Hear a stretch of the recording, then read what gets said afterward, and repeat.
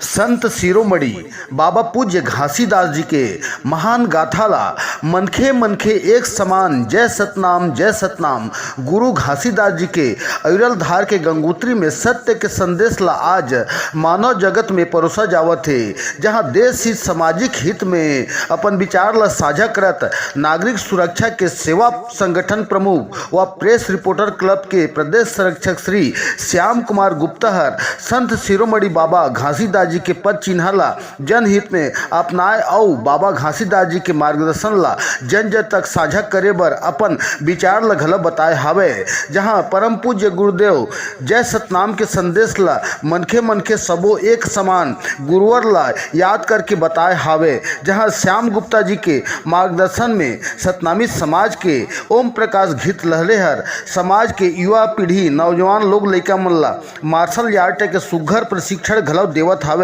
जहां संत शिरोमणि के संदेश ला जन जन में बगरावत हवे। सतनाम सार गुरु महिमा